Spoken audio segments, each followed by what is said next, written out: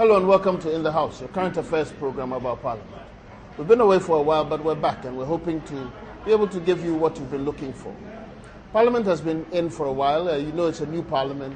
A lot of dynamic things are happening, and we're going to be looking into some of those things. In this meeting, it started off with quite a few issues, and we're going to be talking about that. If you're interested in sending us any kind of message with regard to what we're going to discuss, you can send it to our short code, 1403. That's the short code is 1403. If you want to call us, because we're looking for adverts and sponsors, you can call us on 0289 531 852. That's 0289 531 852. We'll be happy to talk to you. When we return, we'll be talking to our panelists on the issues we're looking to discuss this week. Stay tuned.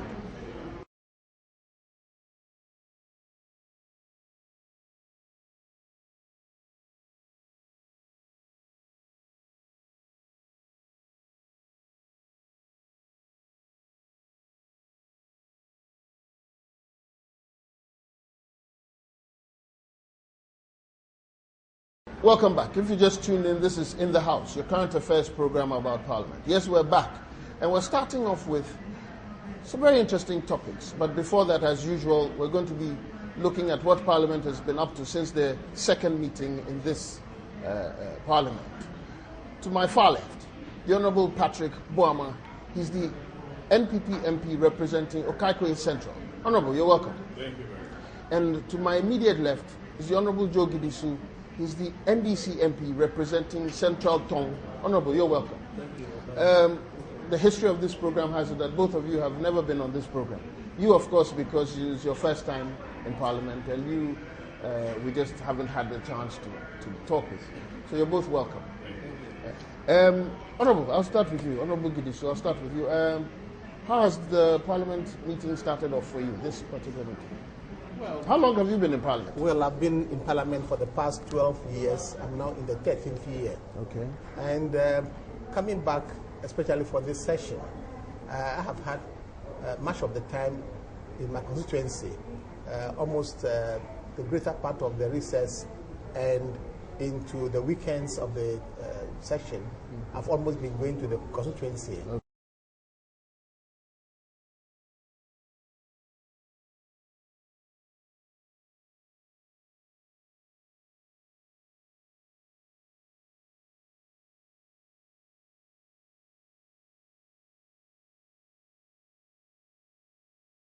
Well, if you were to describe your constituency in two sentences, something that's unique to Central Tong? Very unique in the sense that I have been able, through the cooperation of my constituency executives, sustained the unity. And then I'm talking about what makes the constituency outstanding, not the politics of it. But I mean, is there a tourist site? It's a rural constituency, okay, by way and traditionally conservative in terms of its setting. Okay. And for that matter, it's a lot of serene areas. Yes, serene. Is there forest? No, it's part of the continuation of the Accra Plains. Okay. And for that matter, the situation is not different from what you see around here, except that the constituency is dissected by the Volta River. Okay. And a lot of fishing? Fish. Okay. No, not as at now, but definitely those fishing activities are no more as active as they used to be. Okay. However, still, it's one of the primary engagements of the people. Okay. So how's the week been so far with parliamentary work? Well, as usual, it has, for this time of the parliamentary calendar, when we come back, it's normally very lean in terms of engagement. However, there are some other activities which are always routine.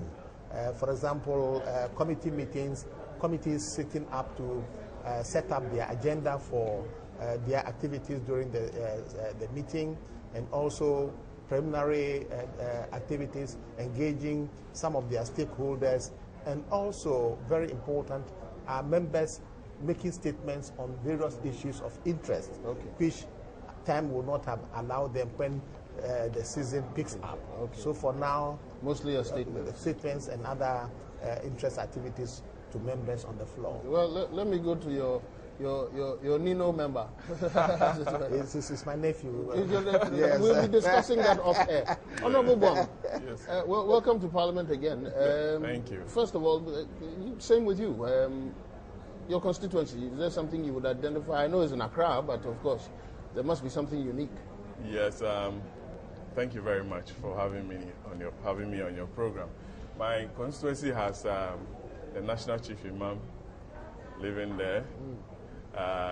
It's densely Does he allow his living area to be a tourist site? He does. He's a very open person and a welcoming and warm person to live with. It's a densely populated constituency. I'll say it is Ghana because everybody lives there. It's not a constituency that you say that one particular grouping lives there. You have Muslims, Evers, Gans, Akans, and what have you. So it's a unique constituency. Most of the people are business people. I was going to say it's more of a heavily business. Engage in trading. Right. Most of them work with the public or civil service. And it's an interesting constituency. How about the Parliament so far? It's been good. So far, you want to be specific with this meeting? Or You can have, so you can go into your first meeting. Oh, the first briefly. meeting was quite hectic because the government had its budget on the table, had a sessional address, the inauguration of the president, and few statements here and there. We went through that. The government's budget was approved. The Appropriation Act was passed by Parliament. We went on recess. We were recalled to come and approve some ministerial and deputy ministerial nominees. We came back.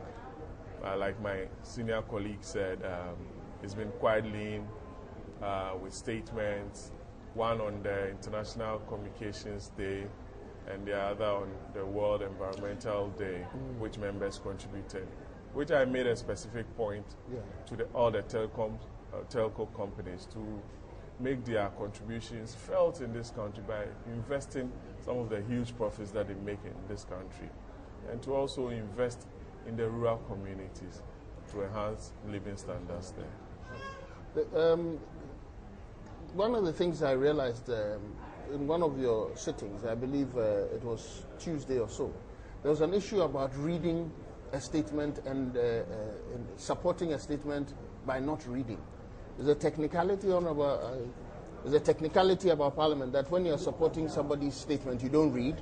Yeah, because it is implied that the person making the statement definitely has a thought-out plan in terms of those issues that he wants to carry out by the statement.